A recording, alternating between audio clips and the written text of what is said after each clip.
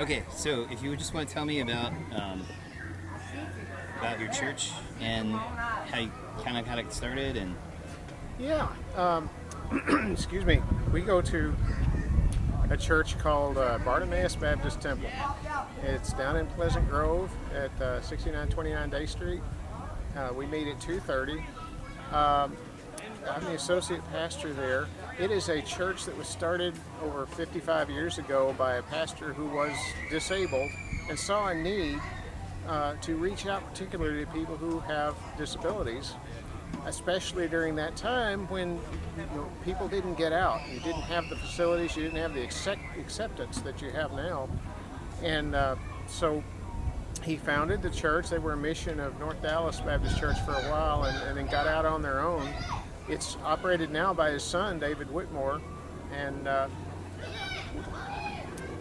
we have a van that has a wheelchair lift on it. We go out and we pick people up because a lot of us, for whatever reason, aren't able to get there. So there had to be a way to get people there.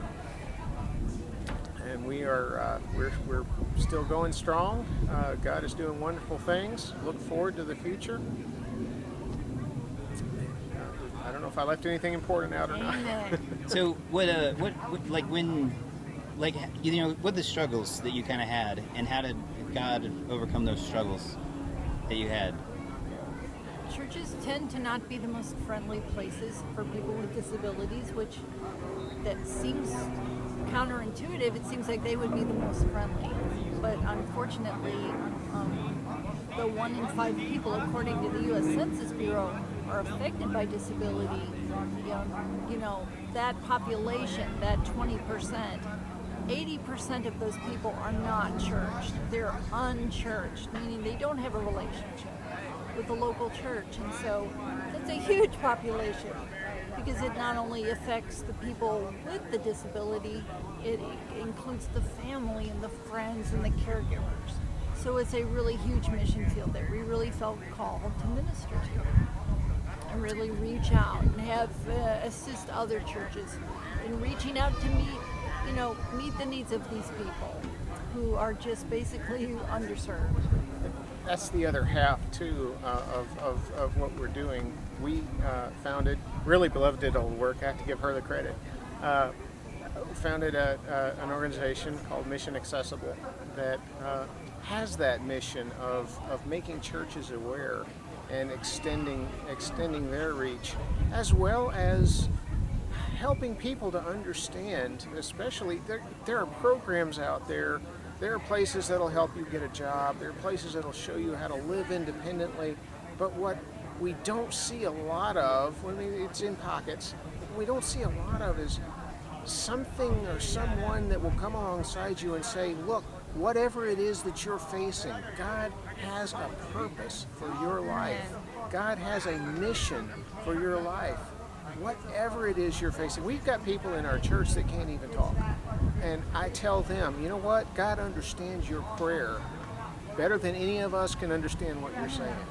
You can, if there is nothing else on this earth you can do, you are to be a prayer warrior and pray for people, because you can do that. And that's all God asks of us. He's not asking us to do what you can't do. He's asking you to do what you can do, and realize that He will give you the power to even go beyond that. And so that's sort of missionaccessible.org is that, or Mission Access? Well, it's a little bit shorter. missionaccess.org. It'd be a little easier. It's And then blog. also bbtemple.org is Bartimaeus' website. Okay, so it's bbtemple.org Yeah. and missionaccess.org. Correct. Yeah. And that's how people can get in touch with you, and and how they can, maybe have you come and help assist their church or share That'd be your ideas. awesome. Oh, absolutely, yes. We'd love to do that. Because it's really, at this point, an awareness. The challenge is people are simply unaware of the need.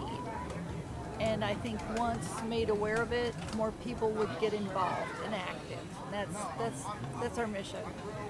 It's to really help involve people in reaching out to people who really need it. That's awesome. Yeah, I think that's definitely what I was hearing you say is there's so many people that I know that they've felt that they're in disability and they're just bitter about their disability, and instead of finding ways to cope with it or just work around it, they're just kind of mad at the disability, and or mad at God. or mad at God, yeah. Which is, no, it's all part of the plan. And Yeah. I've been there. I've been there. It's kind of funny. I grew up with a charismatic background, although we were in all kind of different churches. But basically the idea was you're supposed to get healed, and if you don't get healed, Name it and claim you it. don't have enough faith. And it's been a transition for me to get past that and realize that sometimes God is working through the suffering, and sometimes it's even part of His plan. Yes, very much so. Now, how would you say that looks? Because somebody that hears that and they're looking at this, they would say, well, how does God work through that suffering? Do you have an example of how God has worked through that suffering and how you've found even joy or pleasure, that you may not have ever suspected existed? Or you would be the associate pastor of a driving when we met and we first got married. The Lord told me I'm going to be a pastor. And I'm like, I filed that under never. But yeah, me of great faith. And yet, even with my unbelief, and beloved just saw something, and the Lord, over time, made it apparent, undeniable where we were to be. Led us to the front door. And so that really bolsters your faith over time when you see things happening. I know faith is the substance of things hoped for, the evidence of things unseen, but yet He shows us enough grace to show us a little bit so it's not completely unseen, and when you start to see more of it, then you're more drawn to it than ever, and like, oh yeah, I'm with you, Lord. When you say, what does that look like? I kind of defer to my wife because I think her story is more dramatic in terms of being able to say unequivocally, if this had not happened to me, I would not be following Jesus. I would not the way I am. No. Absolutely, without the disability, no. So you wouldn't have followed God if you hadn't? Well, I accepted the Lord at age 14 at a Billy Graham crusade in Cleveland, Ohio, but quickly, sort of blew away like the seed that was on the rock, and spent a couple decades, just sort of wandering around. But God is faithful, and He's got time. He created it. He's got plenty of it, and just gently draws you back. In His time, all things are possible. We are proof positive that is true. I've been challenging. I really have come to believe that the Lord will take everything that is in your life. He will even take your own mistakes.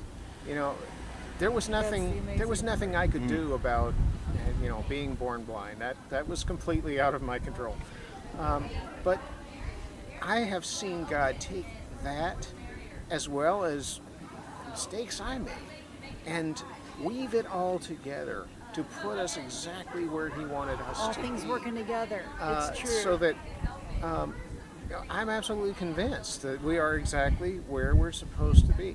And whatever steps, frankly, I'd rather be working with God than have Him have to work around me. Right. But a little easier. Nothing that we do surprises Him. Nothing that happens to us surprises Him. Look at the story of Joseph. We want modern day examples, but look at the story of Joseph. If anybody, he didn't have a disability per se, but if anybody had just a raw deal, it was him. First of all, God gives him a dream, says, basically, everybody's going to bow down to you. And his brothers are jealous. His brothers they're going to kill him. They don't kill him. They throw him in a pit and then sell him off to Egypt. He goes to Egypt, does a great job, excels at the position that he's given, even though he's a slave. And then the wife comes and propositions him and lies about him and gets him thrown in the prison. And I don't know what an Egyptian prison was like, but I'm sure it was, not nearly as nice as what we got. And just everything, he does everything right, and he keeps falling further and further down, even though he's serving the Lord and he's doing what he's supposed to do, until everything is in place and God turns it around and he becomes the first deliverer picture that we have. Well, Noah, I guess, would be the first, but he becomes a picture of the deliverance that God is going to bring for his people. And that is the kind of thing. That's things like that. Seeing God work in our lives, seeing God do something that he told me he was going to do when I was 4 years old, before I even knew enough to ask him into my heart. See him actually do that. And I know I should have believed it before he did it. But to see him actually bring everything together, despite the disability, despite the mistakes, despite everything that went before, he did what he said he was going to do. And that's the message. And so people, when people ask, well, okay, I don't have a message. He didn't tell me anything specific. Well, I believe if you seek him, you'll get that. But in the meantime, do what you know. Do what's already written down. And you'll find your mission. And don't worry about the limitations. Do what you can.